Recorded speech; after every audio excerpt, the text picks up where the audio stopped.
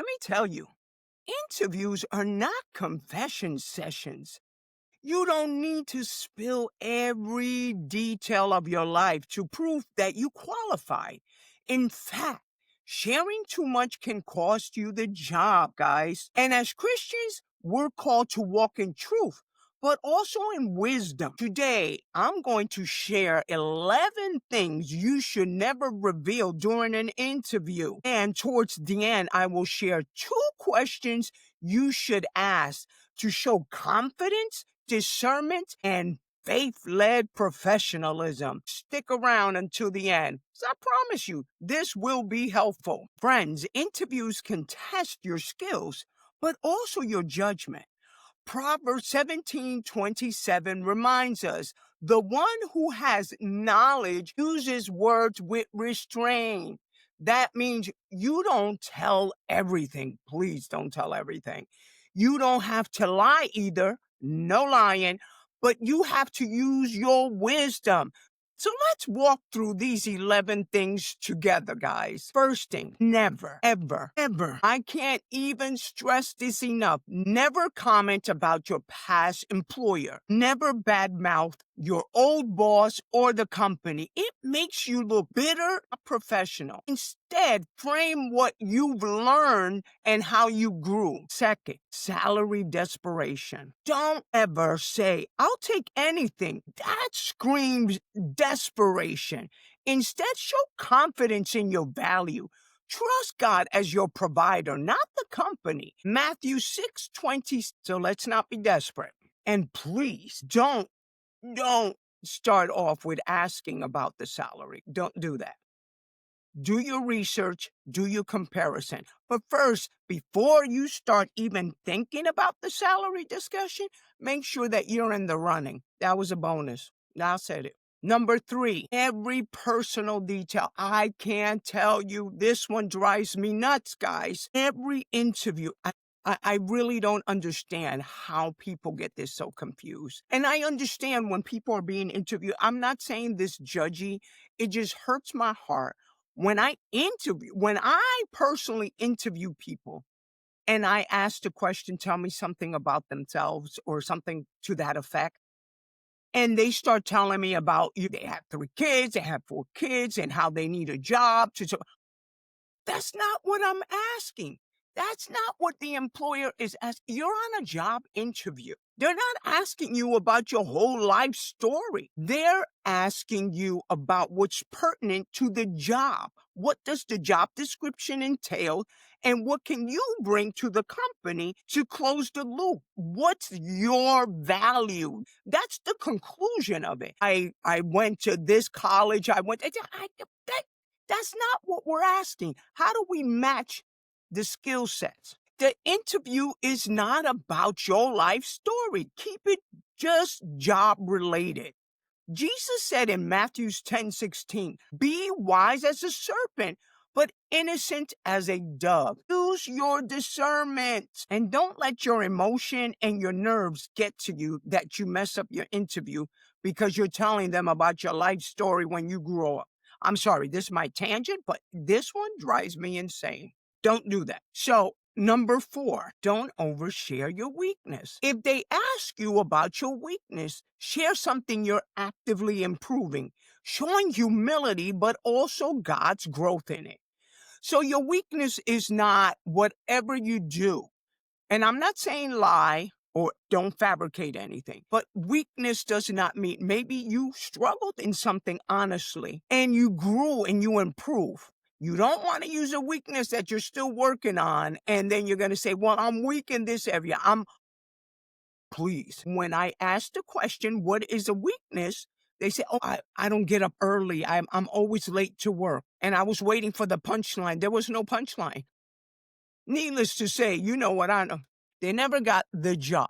You're not going to get a job with a foolish weakness answer and then there's no conclusion. So if your weakness was Excel and you weren't great at it and that was part of what was required of it. So how did you improve? I took courses and now I am advanced at Excel, whatever that is. Something that shows, okay, maybe I struggle with this a little bit, but look where I've made sure now I'm here. Remember that. Your weakness cannot continue to be a weakness. Remember, that's a trick question. That's a behavioral question. It's just trying to get down to the root.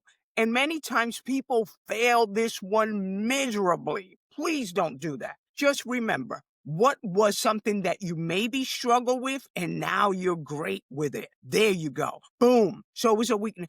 And please don't ever use my weakness is I'm a perfectionist. Please, you're out. Don't do that. That don't never work. It's a line. And let me tell you, over 30 years that I've been doing this, I've heard that more times than I care to share. So don't use that one. Number 5, avoid debates, politics, gossip, and arguments. I sure hope that you're not arguing at an interview. I got stories. It distracts from your skills. Romans 12:18 tells us, if possible, live peacefully with all. With all. Remember that. Number 6, you're actively, and I hear this advice all the time. Tell them you're looking for another job. Tell them I got like 4 offers on the table. You know what that shows? You can be doing that for real. You make sure you're out there looking for jobs, and especially in this market, I get that. But don't think you're going to impress someone at an interview telling them, and I repeat this, don't say I'm interviewing with 10 other companies. It makes you look uncommitted. Be truthful, but be wise. Even if it's true, I get it. You have to be out there looking, especially if you know that you're in the running. You want to be that prime candidate.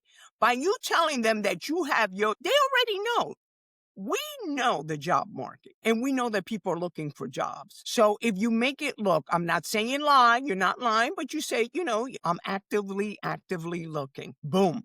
No 10, no 20 companies. Just remember, you're actively looking. Period. End of story. And number 7, when you're being asked, so what do you know about the company? Saying you didn't research the company? That's a red flag, a big red flag.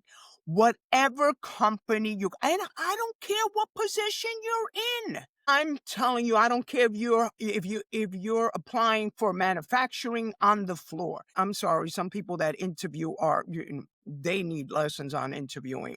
Don't get me going down that road. But if you're asked a question, what do you know about our company? Don't say, I didn't have a chance to research. I don't know anything about the company.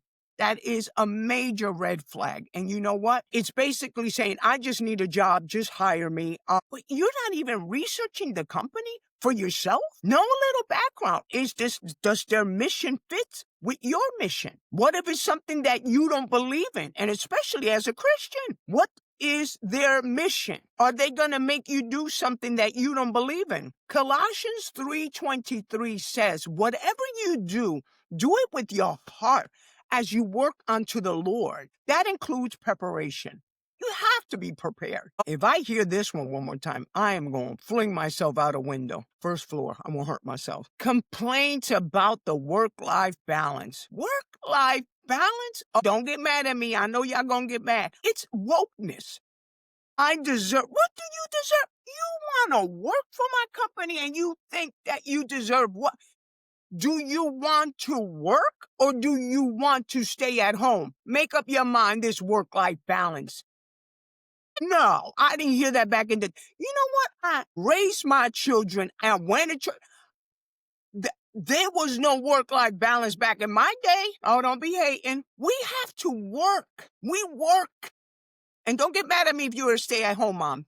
God bless you. That job is hard in itself. But don't get mad at me for being a working mom either. I don't regret it. My kids are adults. They have done what they had to. They're married now. I am blessed. But here's the thing. complaining about that work-life balance.